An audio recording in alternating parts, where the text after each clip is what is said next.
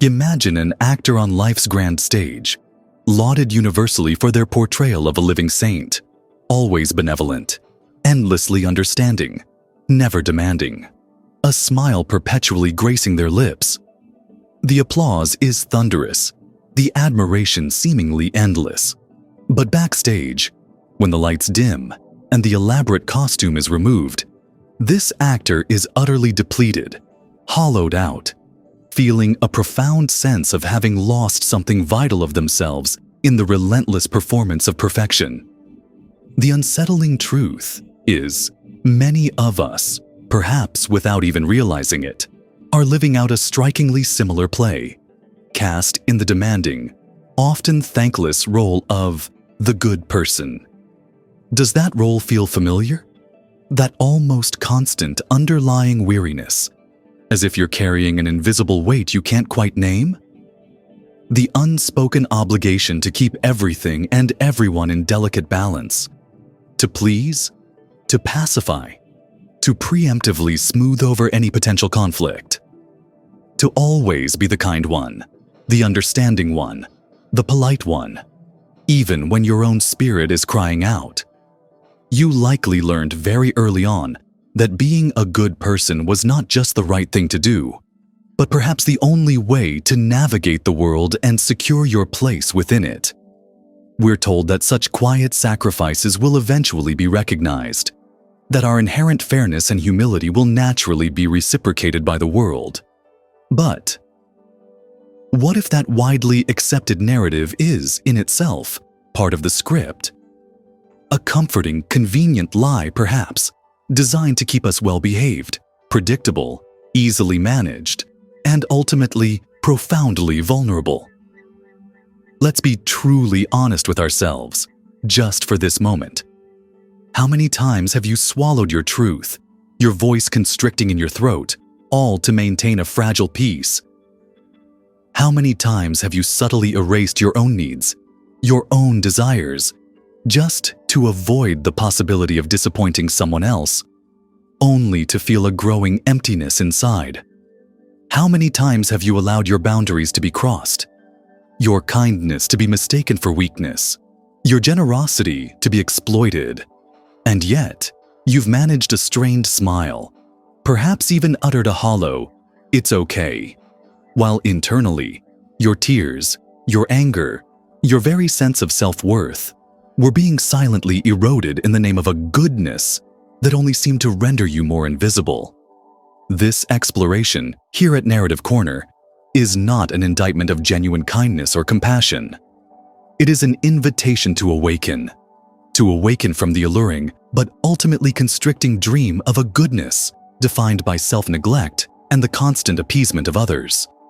We will, together, pull back the curtain on why this relentless pursuit of being the good person, in the way society often dictates, can be so incredibly damaging to your authentic self, your energy, and your deepest relationships. And more importantly, we will uncover how you can begin to step out of that exhausting role, to reclaim your inherent power, and to cultivate a way of being that is both genuinely kind and fiercely true to yourself. If you're tired of the performance, if you crave a connection with yourself and others that is built on something more substantial than just being nice, then stay with us. This journey of unmasking and reclamation is for you. And please, consider subscribing to Narrative Corner so we can continue these vital explorations of the soul together. Let's begin. So, why do we often find ourselves, or our partners, trapped in this performance of relentless niceness? It's rarely a conscious choice to be inauthentic. More often, it's a deeply ingrained pattern, a kind of psychological armor forged early in life. We all develop social masks. What the pioneering psychologist Carl Jung termed the persona, to navigate the world and gain acceptance. A flexible persona is healthy, but when the good person mask becomes rigidly fused to our identity, it starts to suffocate our true self. Beneath this polished exterior often lie unseen fears: fear of conflict, fear of disapproval, fear of abandonment if we dare to show our rough edges or assert our genuine needs. These are the disowned parts, the shadow aspects, that an overly nice persona tries desperately to conceal. The cost of maintaining this constant agreeableness is immense. It's not just about feeling inauthentic. It's about the slow erosion of your own inner peace and vital energy. You might tell yourself it's empathy or understanding, but if it consistently leaves you feeling drained, unseen, or resentful, it's likely a strategy rooted in fear, not genuine, empowered kindness. This niceness becomes a cage, albeit a comfortable-looking one, limiting your growth and the true potential for depth in your relationships. Understanding this hidden dynamic is the first step to unmasking the specific behaviors that, while appearing nice, can actually be quite damaging. Now, let's look closely at specific ways this too nice persona can manifest, and why these seemingly considerate actions can lead to trouble, often leaving you feeling confused or subtly diminished. Trap number 1. The constant cheer-up mission. Invalidating your true feelings. It seems kind, doesn't it? A partner who, at the first sign of your sadness, anger, or disappointment, immediately rushes into fix it, to distract you, to tell you to look on the bright side. Their intention might be good, but the impact? Often, it's deeply invalidating. It can feel as if your authentic, perhaps negative emotions are unwelcome, a problem to be quickly erased rather than understood or simply held. Why it's a trap? This behavior often stems from their discomfort with difficult emotions, yours, and possibly their own. It creates an unspoken demand for you to be perpetually cheerful to keep them at ease. Over time, you might learn to suppress your true feelings, creating a chasm where genuine emotional intimacy could have grown. You start performing happiness, a more authentic approach. True kindness offers presence, not platitudes. It's the partner who can sit with you in your discomfort, listen without needing to immediately change how you feel, validating your experience. That's where real connection deepens. Trap number 2. Avoiding conflict like the plague. The illusion of harmony. The partner who never disagrees, who sidesteps any potentially difficult conversation, who always defers with an "it's all good." Initially, this might feel like a blissful escape from drama. Peace at last. But what does your intuition, that quiet inner knowing, begin to whisper after a while? Does this peace feel a bit empty? Like there are elephants in the room that no one dares to name? Why it's a trap? Just as a garden needs rain as well as sunshine, relationships need constructive conflict to resolve differences and grow stronger. When disagreements are consistently avoided, misunderstandings fester. Unspoken resentments build like a pressure cooker. A profound sense of alienation can develop because crucial issues are never aired, meaning true understanding and resolution are never achieved. You end up walking on eggshells. A more authentic approach. Healthy relationships create space for respectful disagreement. It's about having the courage, as a team, to navigate difficult topics, to listen to differing perspectives, and to work towards solutions or deeper understanding. That honesty, even if temporarily uncomfortable, is far kinder than the niceness of silence that allows distance to grow. The next set of nice behaviors can be particularly disorienting because they often masquerade as complete devotion or unwavering support, yet can subtly undermine the health of both individuals and the relationship itself. Trap number 3. The constant deference. Whatever you want, dear. Being asked for your opinion and having your preferences considered is wonderful. But what happens when your partner always defers to you? Where do you want to eat? What movie should we watch? What are your plans for the weekend? And they never seem to have a desire or an idea of their own. Why it's a trap? While it might feel like being catered to at first, this constant deference can become a burden. You're left making all the decisions, carrying the mental load for two. More profoundly, it signals a potential lack of individual presence from your partner.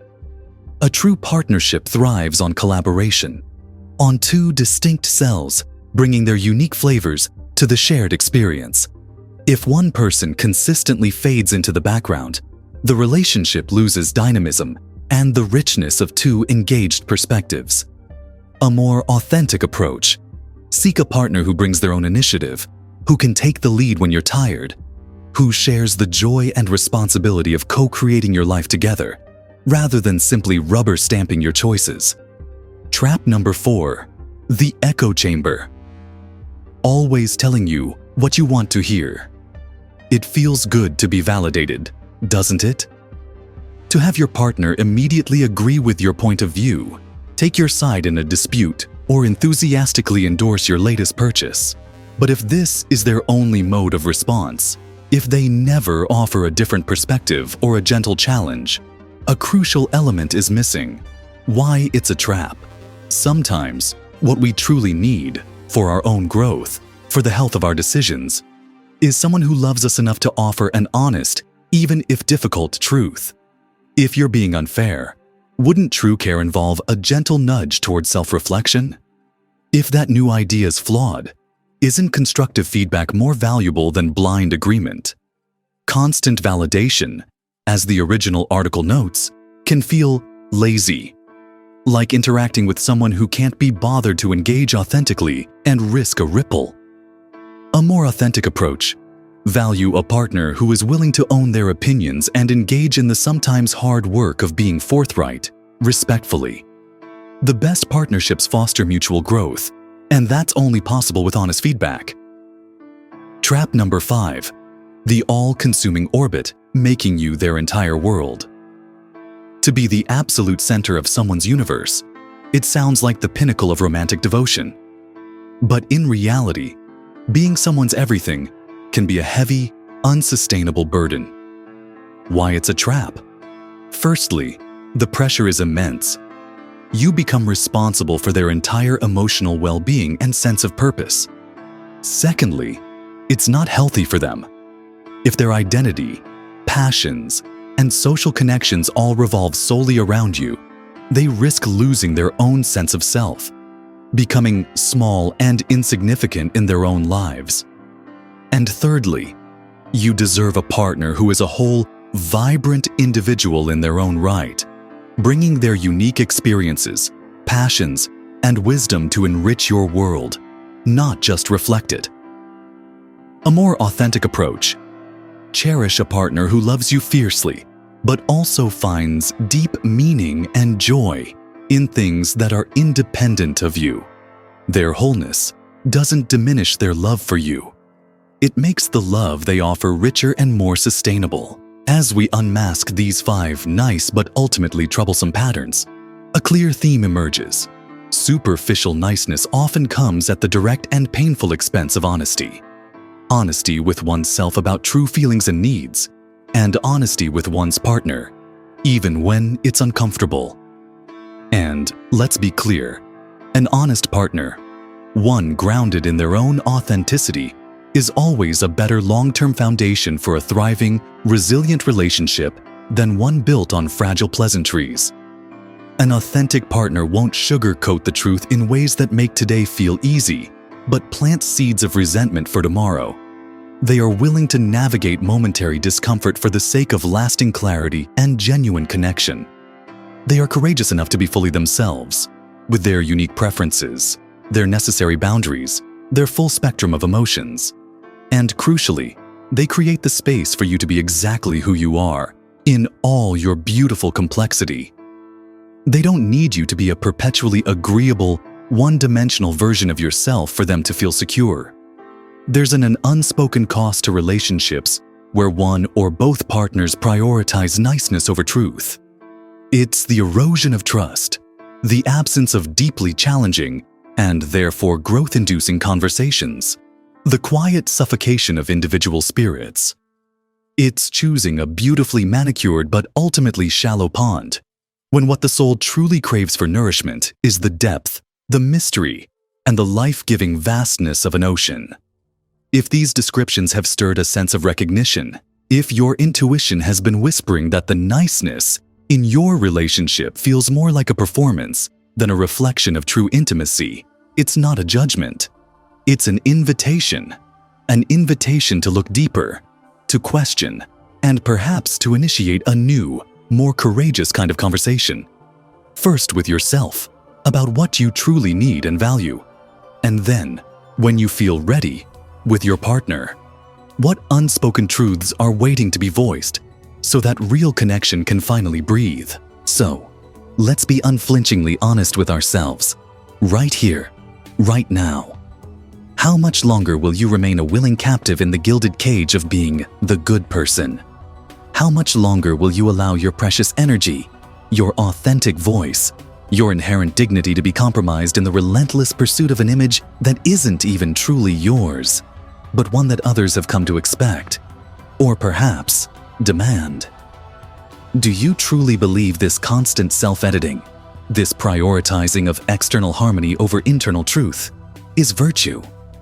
Or is it perhaps a beautifully decorated prison, a psychological, emotional confinement where you are applauded for your harmlessness, your predictability, your reluctance to ever be a perceived threat to anyone's comfort? But here is a truth that may sting, yet holds the seed of your ultimate liberation. No one is coming to rescue you from this.